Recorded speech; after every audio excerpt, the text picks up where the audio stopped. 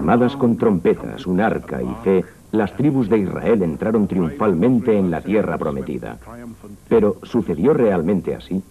Examinando cuidadosamente las ruinas de la Edad del Hierro en busca de los restos de las murallas descritas en las Sagradas Escrituras, los arqueólogos encuentran en su lugar lo que algunos convendrían en denominar herejía. Soy John Rhys Davies. Acompáñenme en la apasionante búsqueda de las tribus de Israel, a continuación en Arqueología.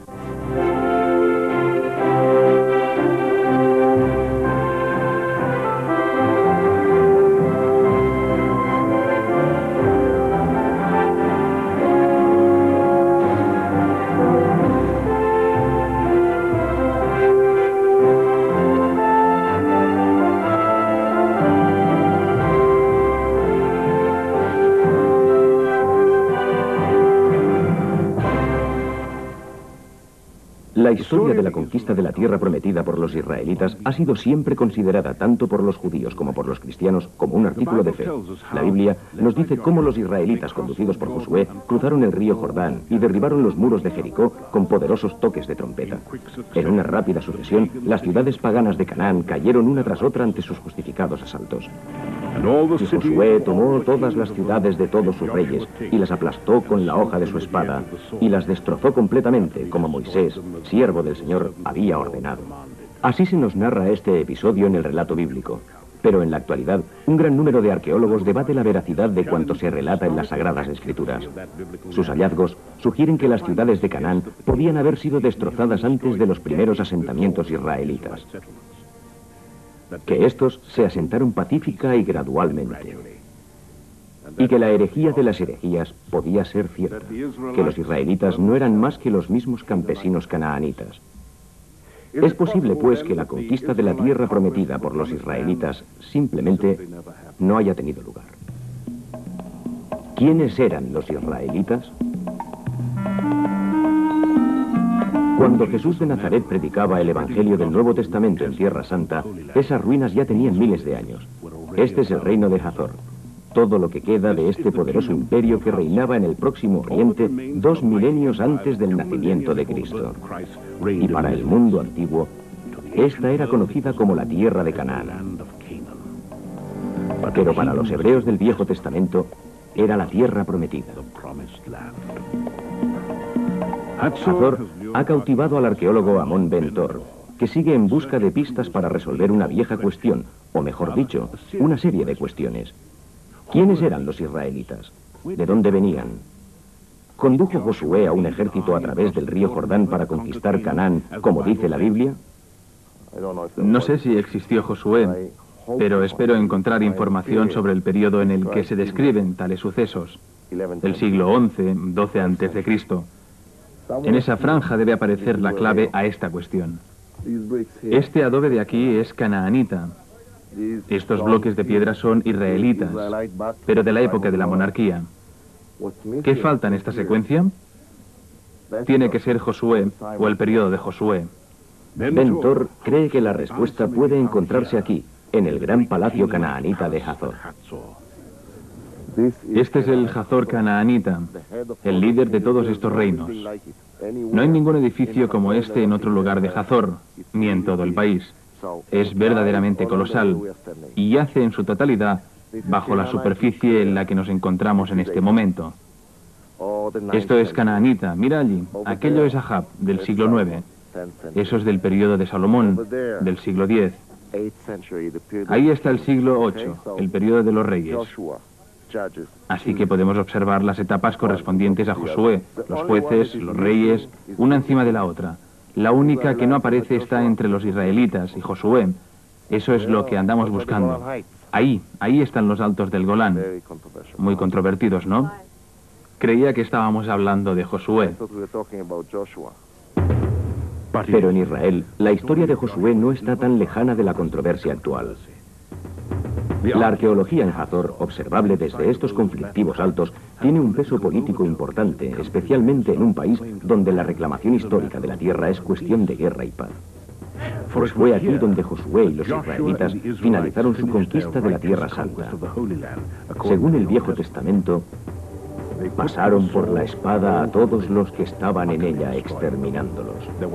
No quedó uno solo con vida, y Hazor fue arrasado por las llamas. Mira qué oscuro está. Fíjate en este negro. Mira todos esos ladrillos caídos de adobe. Este es el auténtico fin de Hazor. Mira esas cenizas. Casi 1,5 metros de desechos. Cenizas, vigas de madera, cerámica, toda clase de artefactos, y aún no hemos alcanzado el suelo. Esto tiene el aspecto de ser algo grande. ¿Fueron los israelitas quienes destrozaron Hazor, cumpliendo así con su destino, tal y como predijo la Biblia? Esto es Hazor y esto la Biblia. La cuestión es si hay en efecto alguna correlación entre ambas. ¿Sucedió realmente tal y como se relata en la Biblia? Aún no hay respuesta definitiva a este enigma, no lo sabemos. El hecho de que se haga mención a este suceso en la Biblia no significa que sea necesariamente ficticio, ¿de acuerdo? Podría haber sucedido así, pero es demasiado difícil probarlo. También Hazor pudo haber sido destrozada por otra fuerza, y en el libro de Josué, quien quiera que fuera el que lo escribiera, se atribuye tal acción a los israelitas. Por ahora, la respuesta permanece oculta entre las ruinas de Hazor. Amon Ben-Tor y su equipo prosiguen su investigación en busca de la esquiva evidencia que pueda ilustrar este desconocido pasaje de la historia de Israel. Aunque sus esfuerzos no son siempre recompensados, hoy han encontrado otro singular hallazgo. Como un escarabajo. Ahí puedes ver la cabeza y las alas y todo. Esto es del siglo VIII a.C., más o menos. Siglo IX, quizá. Tiene unos 2.800 años de antigüedad, no lo sé con certeza.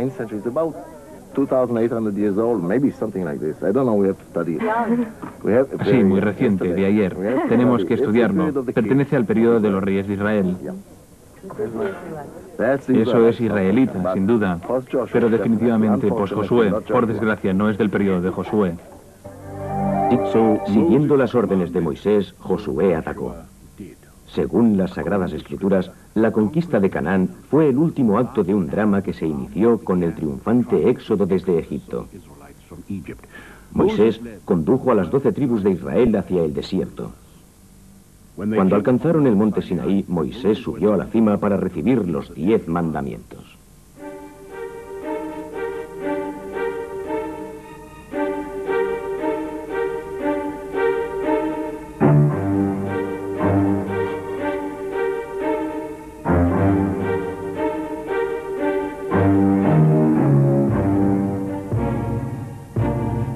Moisés murió antes de alcanzar la tierra prometida.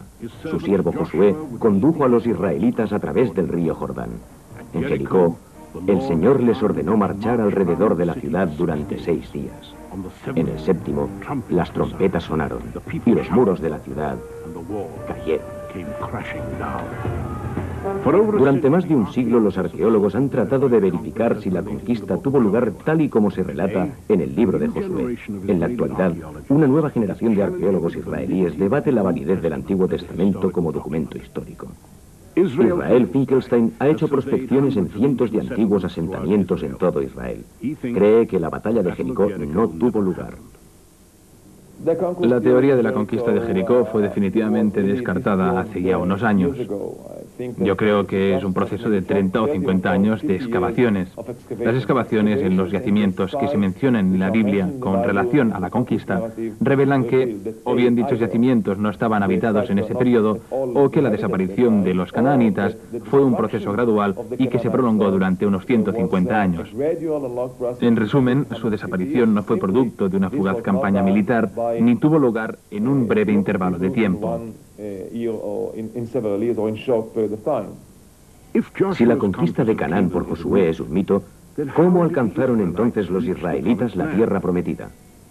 Durante la última década, Adam Zertal también ha descubierto una docena de nuevos yacimientos. Él cree que los israelitas se instalaron pacíficamente en Canaán. Ahora estamos viendo Wadi Fara. Creo que a lo largo de esta carretera los israelitas se introdujeron desde el Jordán, que podemos observar en el claro, y que gradualmente entraron y se adaptaron a su vida sedentaria en la tierra prometida. Ahora sabemos que esos israelitas eran seminómadas y que se adaptaron gradualmente a este nuevo tipo de vida.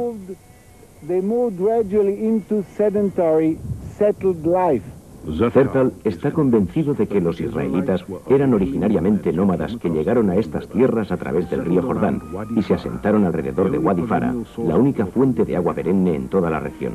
Aquí podían vivir de la tierra y mantener a sus rebaños durante todo el año.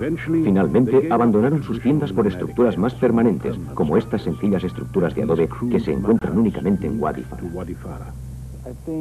Yo creo firmemente que estas hordas nómadas venían del otro lado del río Jordán. No eran canaanitas, ya que no fueron dirigidos desde las ciudades-estado a estas tierras, sino viceversa. Aunque Zertal ha descartado la teoría de la conquista en favor de su teoría del asentamiento pacífico, está igualmente apasionado por este nuevo descubrimiento. Estamos excavando aquí sin realmente saber lo que había. Ni siquiera nos atrevemos a soñar que nos encontramos ante el altar de Josué. Él cree haber encontrado el altar construido por Josué en el monte Ebal, después de que los israelitas alcanzaran la tierra prometida. Ese momento no lo olvidaré hasta el último de mis días. No pudimos dormir durante un par de noches, porque se trataba de la primera prueba convincente de que nos encontrábamos ante el primer altar israelita, donde nuestra gente empezó. Las raíces auténticas no solo de la cultura judía, sino probablemente de toda la civilización occidental. Aún puedo recordar con entusiasmo esa excitación. Creo que nunca se repetirá en mi vida. De todos modos, no todo el mundo está de acuerdo con Zertal. Bueno, el monte Ebal puede ser un lugar de culto, pero el altar, a mi juicio, solo se encuentra en la imaginación de Zertal. Israel Finkelstein ha propuesto una nueva teoría para el origen de los israelitas. Convencido de que no eran inmigrantes, Finkelstein opina que se trataba probablemente de los mismos canaanitas, como sus padres y los padres de sus padres. Creo que los israelitas eran probablemente una población autóctona y sedentaria a mediados de su segundo milenio de historia, fecha a partir de la cual comienza el colapso de la cultura urbana.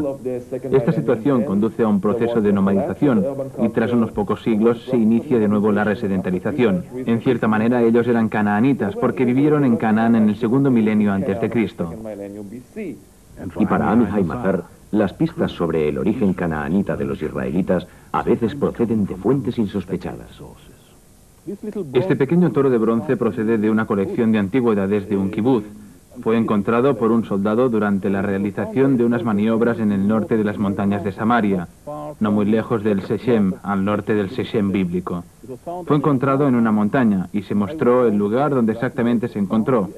Excavamos en ese lugar y su asociación contextual pudo situarse en el siglo XII a.C., el periodo del asentamiento israelita, y creemos que el lugar donde fue encontrado el toro era un lugar de culto. Esto significa un santuario al aire libre utilizado por estos israelitas en la primera fase de su asentamiento en la zona. Este es un hallazgo muy interesante porque sabemos que los canaanitas anteriormente tenían o utilizaban en sus santuarios toros de bronce realizados de un modo muy similar. Por tanto, podemos afirmar que este pequeño toro ilustra una considerable influencia en la religión y culto israelitas de las tradiciones canaanitas. Si los israelitas eran canaanitas, ¿cuándo aparecieron como un pueblo unificado con una identidad cultural? No puedes preguntarte únicamente quiénes eran los israelitas, porque también debe especificarse en qué momento de su historia planteas dicha cuestión. Durante el periodo descrito en el libro de Josué, ¿sabían ellos que eran israelitas? No lo sabemos, no disponemos de la suficiente evidencia histórica para responder a esta pregunta. Pero obviamente muchas de las gentes que se sumaron a esta nueva fuerza provenían de la zona o eran de aquí. Probablemente se trataba de una mezcla. Tanto si se identificaban o no a sí mismos como israelitas, esta mezcla de gentes era algo distinta. En los estratos arqueológicos de Hazor, el asentamiento que sigue al gran incendio es muy distinto al de sus predecesores canaanitas. Tenemos algo distinto. ¿Se trata verdaderamente de algo distinto? Israelitas o no, creo que sí lo es, pero por ahora no disponemos de pruebas definitivas. Necesitamos algo más que ignoro si algún día averiguaremos. Quizá necesitemos más evidencia del mismo tipo. Pero yo creo que estos son israelitas y se trata de una página diferente, de una historia distinta. El Antiguo Testamento contiene una segunda versión de la conquista que contradice la del libro de Josué. En el libro de los jueces, los israelitas habitaban conjuntamente con los canaanitas hasta que una crisis amenazó con aplastarlos. Las condiciones de vida habían dado un giro irreversible. Alrededor del año 1200 a.C., una gran crisis colapsó el conjunto de la región. Muchas ciudades cayeron y los imperios con ellas. A partir del año 1150 a.C., el imperio hitita y el imperio egipcio. El imperio egipcio ya no se recuperaría de esta grave crisis y muchas de las ciudades-estado canaanitas siguieron el mismo camino. Por ejemplo, la más grande y mejor conocida de ellas, Azor, en la provincia de Galilea, desapareció. Simplemente dejaron de existir. Lo cierto es que la totalidad del mundo, tal y como ellos lo conocían, dejó de existir. Una era dorada de comercio y prosperidad había puesto en contacto a Canaán con las fuerzas políticas y comerciales del Mediterráneo y del Egeo. Cuando éstas entraron en esta fase de decadencia, la estructura social, económica y política de la ciudad-estado canaanita también se vio inmersa en dicho proceso. En la actualidad, la mayoría de los arqueólogos está de acuerdo en que para salvar este periodo de confusión y desorden, pequeños grupos de pastores, políticamente independientes y económicamente autosuficientes, iniciaron una nueva vida en las aisladas colinas de Canaán. A través de esta experiencia, parece resurgir posteriormente una nueva cultura y una nueva identidad. Con el tiempo, a los miembros de esta nueva unidad cultural se les denominaría israelitas. ¿Implica esta teoría que la documentación histórica que contiene la Biblia, en la que se han basado décadas de investigación arqueológica, es incorrecta?